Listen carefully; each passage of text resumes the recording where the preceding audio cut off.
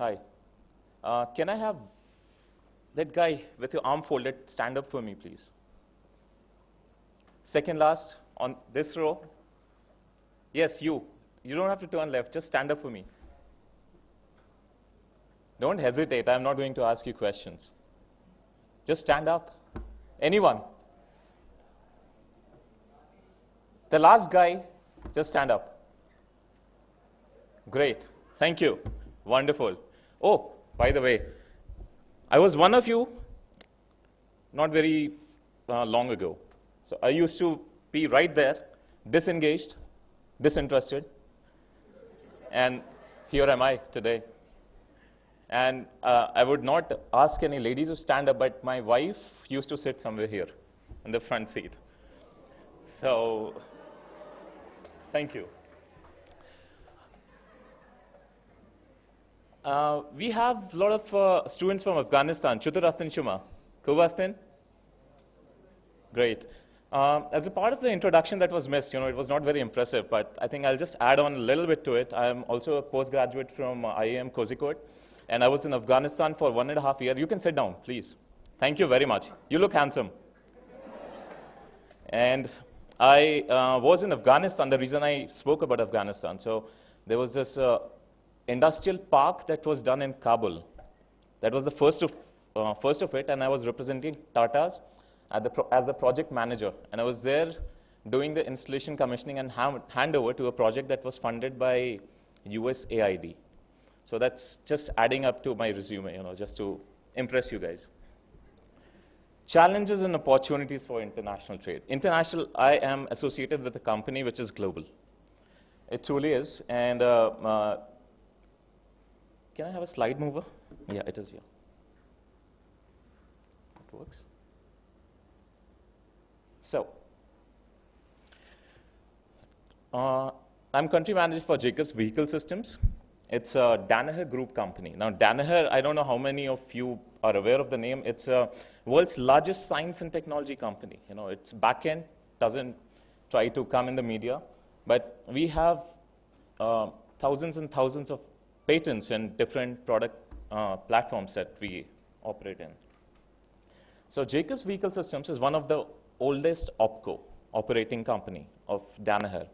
And I think before I go ahead and hit the topic, is that for me? 3 minutes? Okay. So before I hit into the topic, I would like to, I'm a mechanical engineer as well, the Loha Lakkad guy. So I'll step aside the dais and try to explain you what we do, because that's the only way I can kind of explain you the challenges that we face, being a global player and trying to operate in India. So, you want a mic? Yeah, I'll help. Thank you. Check. Okay. So, how many of you drive a car? I guess most of you. Can I have some hand raises, please? You drive? So, what do you do to stop your vehicle while you're driving? Brakes. Perfect. Now, in commercial vehicles, heavy trucks, when you're driving, the more you use your brakes, it gets heated up. And a heated brake loses its efficiency. Do we have engineers here as well? So a heated brake loses its efficiency, could be the tune of 80% in case of a truck, loaded truck. So once you have, once you see an emergency and you want to kind of control your vehicle, you slam the brakes down, and you just have 20% of power, of the entire braking power. Invariably, it leads to fatality. What we do, or what we make, is we manufacture engine brakes, which uses, and I'll not go very deep, I can talk maybe hours about it, and it's very boring, trust me. I love it, but it's boring. So I'll be very generic and very specific. So what we provide is a switch to the driver, and with the help of this switch, he can make the engine work to control the speed of the vehicle. He doesn't need to go on the foundation brakes or the brake pedal, just by the flip of a lever. And for you guys to just have a small connection, the Volvo buses, if you have ever followed a Volvo bus, when it's slowing down, it makes a very creaking noise. And that's a kind of an engine brake in action, or a retarder in action. So that's what we do. And we came to India thinking that, okay, there's a demand for safety. Excuse me.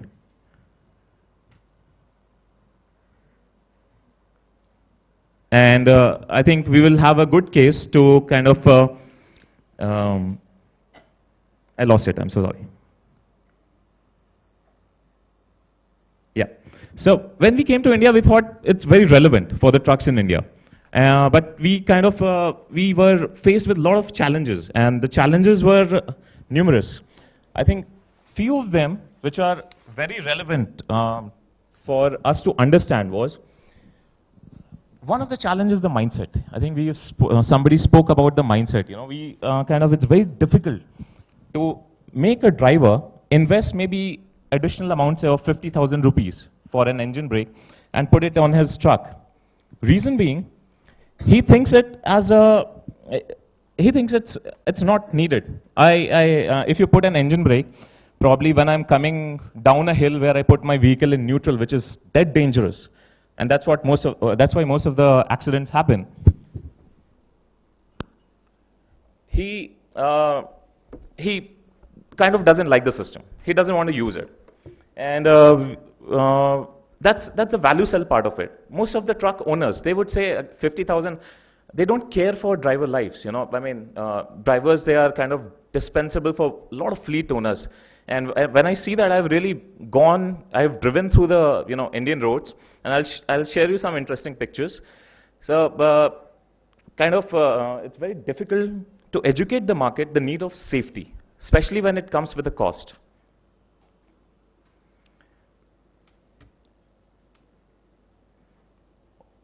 These are some pictures that I have tried to put across of the trucks that are there in India that runs on the roads. We have our Shah Rukh Khan, who kind of was generous to post for it. No seat belts. That steering, it takes a lot of, it helps you really build muscles if you're driving a truck, really. These are the kind of trucks that we are kind of, the drivers drive, and we as commuters on the road, we are not very, we are not considerate towards these truck drivers. But they are fine with it. The way we incentivize these drivers is, we give the fleet owners, he says, you take my load from Pune to Bangalore, I'll give you 50,000, and he has to kind of save or make his own money out of this amount. So he will not need an AC because it kind of eats into his mileage, is his notion. He doesn't need an engine brake because he cannot coast on neutral and saves fuel, which is again a wrong notion. Some other pictures of the trucks,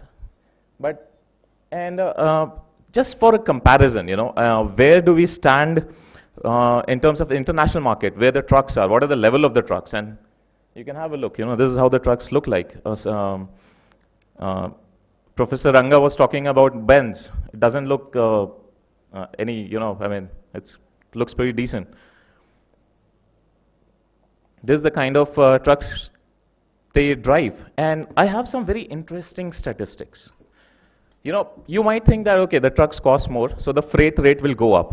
But a company like Japan, their average freight rate is close to 1.5. I've converted it to Indian rupees. So 1.5 to 2 rupees per kilometer is what they charge.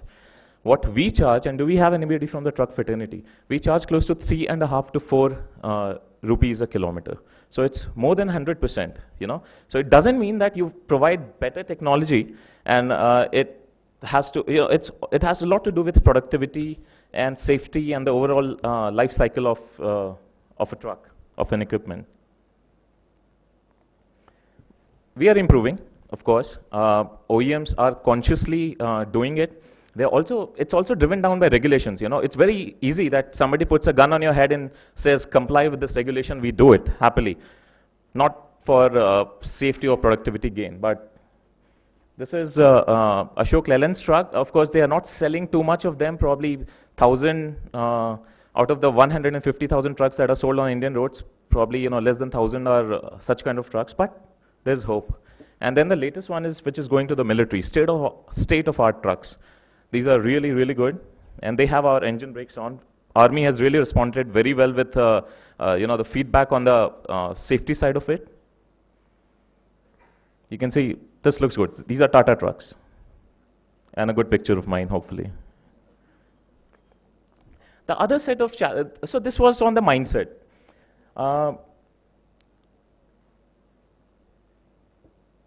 What roads or the infrastructure are one of the biggest challenges that we have. It's also an opportunity because our roads.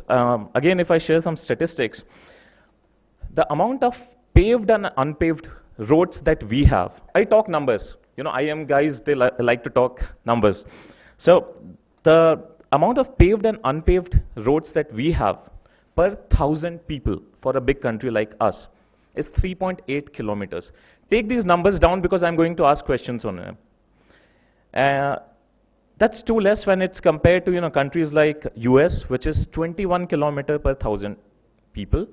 And for France, it's 15, and so is for China. China is a big country, and it's a equivalent comparative for us. And we know the fate of our paved and unpaved roads. We cannot really call our paved roads real paved roads. They are of no quality when it comes to international, arena. The amount of 4 lanes or more that we have per 1,000 is negligible, 0.07 per 1,000, as compared to maybe 15 in US and 10 in China. So we have a lot of catch up to do. And the road infrastructure itself, we were talking about intrinsic and extrinsic factors, and of course on a different sense. There are different factors which contribute to accidents on roads. And one of them is the road condition itself. And you have all those statistics probably on a government website. So we have a lot of catching up and improvement to do, which is a challenge for a company like us, because to increase the speed on the highways, to improve the productivity, you need good roads.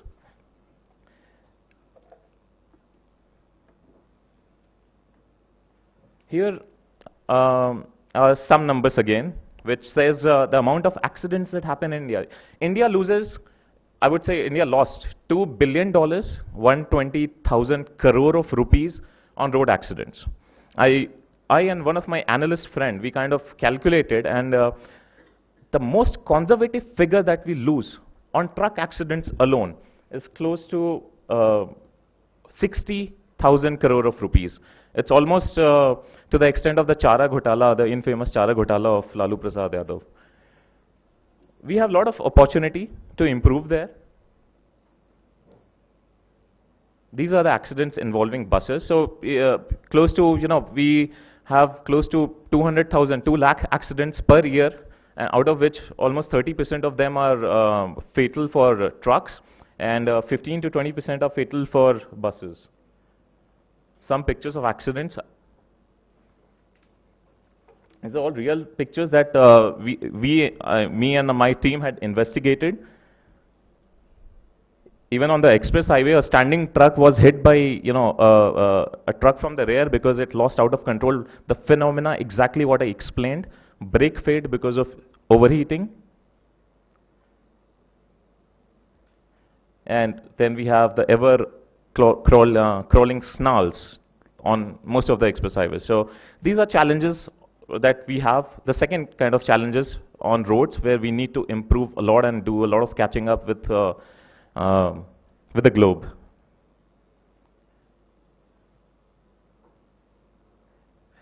If driving on roads won't kill you, our taxes would. And when I say taxes, it's not just the amount of taxes, but probably the complexity of taxes. And I'll rush through these slides because most of you will be aware of it already. So, this is not, this kind of crowding that you see is to pay the local taxes, at a probably Naka. So that also leads to a lot of productivity loss.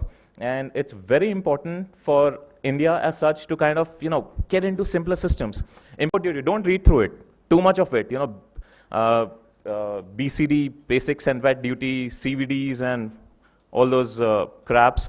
We have to get away and come to a simpler tax structure because it hurts new companies like us who are global players trying to enter India.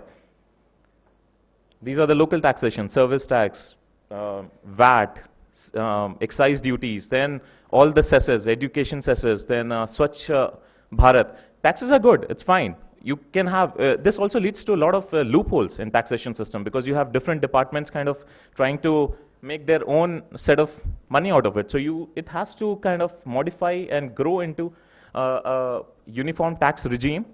And I think the current tax structure, it doesn't also allow companies like us to take tax credits easily on all the elements. There are few elements where we get credits, but on all the elements we cannot.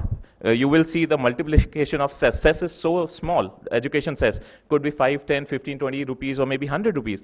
But it keeps getting multiplied. Nobody takes notice of it, but that happens, you know. So that hurts us, hurts our business. I will not explain GST, but GST is needed.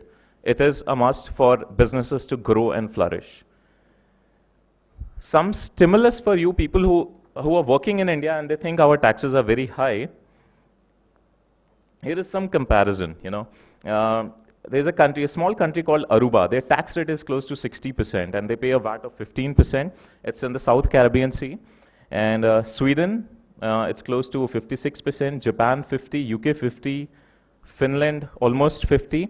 And we, 10% for 250 to 5 lakhs, 20% from 5 to whatever lakhs, and 30% beyond that. So I think we have to rationally look into our tax structures, be it income tax or be it you know, business taxes, and make some sense out of it, improve it, I would say.